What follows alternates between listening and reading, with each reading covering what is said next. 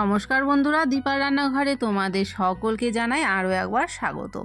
আজকে খুবই সহজেই একটা ভেন্ডি রেসিপি তোমাদের সাথে আমি শেয়ার করে দিচ্ছি। এটা দেখতে যত দুর্দান্ত, খেতেও কিন্তু ততটাই লোভনীয়। আর এই রকম ভেন্ডি কিন্তু রুটি, পরোটা, গরম ভাত সব কিছুর সাথেই খেতে ভালো লাগবে। আর খুব সহজেই ঘরে থাকা মশলা দিয়ে কিন্তু তোমরা এই রেসিপিটা করে নিতে পারবে। এর জন্য কিন্তু বাইরে থেকে কোনো রকম মশলা কিনে আনার প্রয়োজন পড়বে না। তো চলো আজকের এই সুন্দর রেসিপিটা কিভাবে তৈরি করলাম তোমাদের সাথে প্রথম থেকে শেষ পর্যন্ত ভিডিওটা শেয়ার করে নিচ্ছি।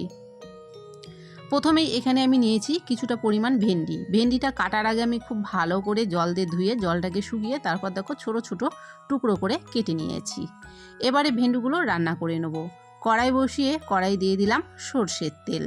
তেলটাকে একটু হালকা গরম হয়ে যাওয়ার পরে দিয়ে দিলাম ভেন্ডি। এবারে ভেন্ডির মধ্যে দিয়ে দিচ্ছি সামান্য পরিমাণ লবণ আর সামান্য পরিমাণ হলুদের গুঁড়ো। এবারে ভেন্ডিটাকে হালকা লাল করে ভেজে নেব। ভেন্ডি কিন্তু বেশি লাল করে ভাজা যায় না, এতে করে ভেন্ডি শক্ত হয়ে যায় আর ভেন্ডির স্বাদ কিন্তু নষ্ট হয়ে যায়।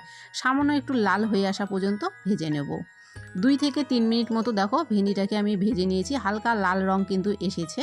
আর ভেন্ডির মধ্যে যে পিচ্ছিল জিনিসটা থাকে সেটা কিন্তু নষ্ট হয়ে গেছে। এখন ভেন্ডিগুলো কিন্তু উঠিয়ে নিচ্ছি।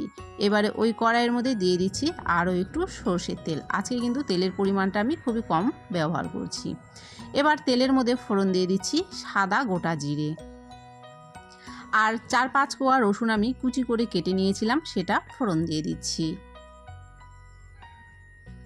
জিরে আর রসুনটাকে খুব ভালো করে একটু ভেজে নেব। যখন রসুন থেকে সুন্দর একটা গন্ধ ছাড়তে শুরু করবে তখন এর মধ্যে দিয়ে দেবো মিডিয়াম সাইজের একটা পেঁয়াজ কুচি। পেঁয়াজটাকে এবারে হালকা করে একটু ভেজে নেব।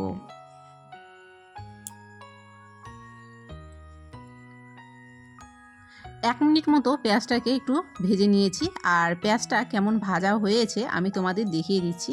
ঠিক এই রকম অবস্থায় কিন্তু রাখতে হবে, এর থেকে বেশি লাল করা যাবে না। এখন একটা টমেটো কুচি করে কেটে রেখেছিলাম, সেটা দিয়ে দিলাম। পেঁয়াজ আর টমেটোটা গরম তেলের উপরে 1 মিনিট মতো নেড়ে চেড়ে নেব। এবারে কিন্তু দেখো এর মধ্যে কিছু শুকনো উপকরণ মেশাবো। তো প্রথমেই দিয়ে দিচ্ছি জিরের গুঁড়ো, স্বাদের জন্য দিয়ে দিচ্ছি লাল লঙ্কার গুঁড়ো, হলুদের গুঁড়ো আর দিয়ে দেবো স্বাদ মতো লবণ। লবণ যেহেতু আমরা ভেন্ডি ভাজার সময় ব্যবহার করেছিলাম, সেই বুঝে কিন্তু লবণটা পরে ব্যবহার করতে হবে। তারপরে দিয়ে দিলাম সামান্য পরিমাণ জল।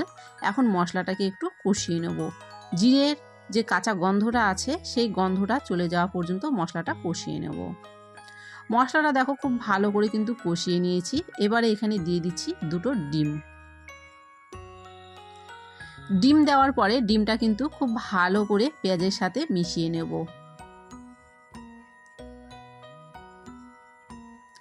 ডিমটাকে একটু সময় নিয়ে কিন্তু ভাজতে হবে। আর ভাজতে ভাজতেই দেখবে ডিমটা কিন্তু বেশ ঝুরঝুরো হয়ে যাচ্ছে।